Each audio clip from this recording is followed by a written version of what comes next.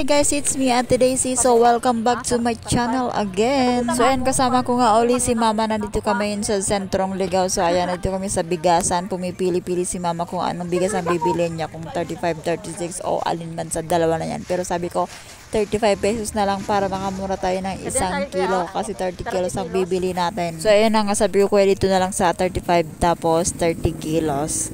So after niya, nagbayad muna tapos kinilo and then umalis na kami kasi sabi ko kay Mama, iwan na muna namin yan. Tapos habang kinikilo pala ni Kuya yung bigas, ayan, bumili ako dito ng tuyo, tinapa or something. Pero ang napili ko, ito, 70 pesos na 1/4 na tuyo at saka yung, ano yun? 75 pesos na tikong yata. Ayun, unang halid to. Body, basta 60 gid ka to or 50, ayun, 60 pesos and then yung 70 kilos na tuyo, tag 1/4 yung dalawa na yan. So yan ang binili ko para may pang ulam-ulam kapag breakfast or gusto magmerienda ng mga tao dito sa bahay kasi everyday kaming gutom. Alam mo yung wala namang ginagawa, mga tamad, pero gutom kami. Charot, joke lang. So, ayan, kinilo na ni Kuya. Tapos, humingi ako kay Mama ng sukle. Yung sukle sa bigas, yun na lang yung hiningi ko para wag na siyang kumuha sa kanyang wallet. So, ayan, kinilo na ni Kuya. So, konting antay-antay na lang. And then, aalis na kami dito. Pupunta na kami sa Mars. Charot.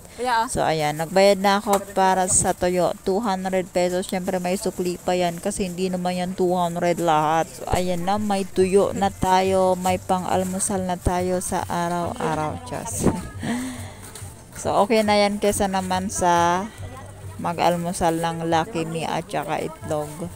Mahal-mahal lang ngayon ng itlog, 9 or 10 na ang piraso dito sa amin, 12 na minsan.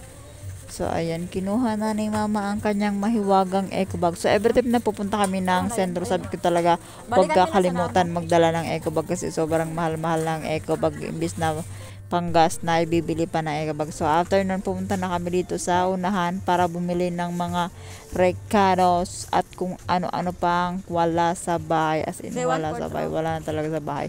So bumili na kami dito ng sibuyas. So bali yung sibuyas nasa 50 pesos yata yun binili. Sobrang na siya sa 1/4. And then basta nasa 85 lahat yung binili namin dyan. Siyempre, kapag bumibili ng sibuyas, pipili-pili muna tayo kung ano ba, kung maganda ba o pangit. Pero lahat naman yan maganda, chas.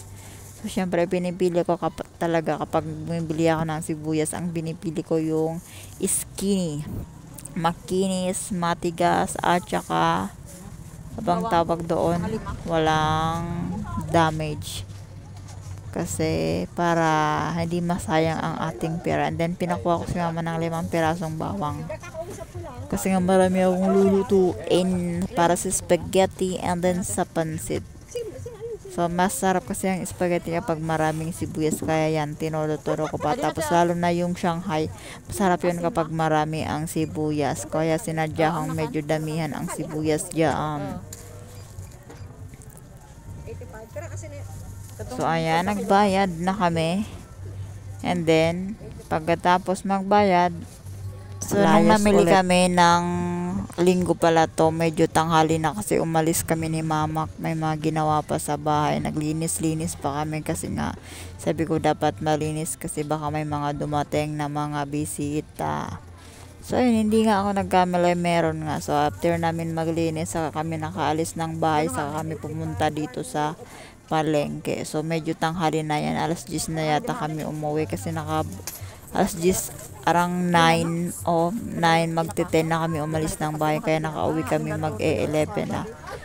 So dinatnan pa nga kami dyan ng sobrang pagkalakas-lakas na ulan. So thank you Lord kasi nga ayun, meron kaming kapote. Meron akong kapote. Tapos napapili nga pala ako ng isa pang kapote kasi si Mama, alangan naman ako hindi basa tapos siya sobrang basa. Unfair naman yun guys, diba? So and then pumunta na kami dito sa unahan. Naghanap kami dito ng wrapper. Pero ang nakuha namin, charam, bilao. So sabi ko talaga bumili kami ng ganyan kasi kapag may mga gugulayan, manikan, tapos so mahilig kaya ako sa kat nga. Favorite ko talaga ang gabi. Alam niyo na yon. So kapag may gabi gusto ko sobrang yung ano ba yung tawag doon, dry na dry yung dahon niya at saka yung tangkay niya kasi yun yung gusto ko, yung hindi siya makati kapag kinakain na. Kaya bumili kami ng bilao. So, matanda ang nagbabantay dyan. Akala niya nga 30 pesos. Akala ko 35 pesos kasi yun yung sabi niya. Hindi naman ako bingi. Pero 85 pesos pala yan. Pero binili na rin namin yan. So, hindi ko yan sinadyang ihulog. Talagang nahulog lang. So, after nun, diretso na kami dito sa looban ng palengke. Bumili kami dito ng... Ay, hindi pala. Diretso na kami ng LCC. So, pagpasok namin ng LCC, bibili kasi kami doon ng mga groceries na spaghetti, yung wala din sa bahay, sabon, doon na binili ni mama. Tsaka yung iba pang kailangan. So, dire-diretso lang kami dito. Iniwan namin yung motor doon sa parking lot ng palengke. So, hanggang dito na lang muna ang aking mini vlog for today's video, guys. So, na-upload ko na ang part 2 neto.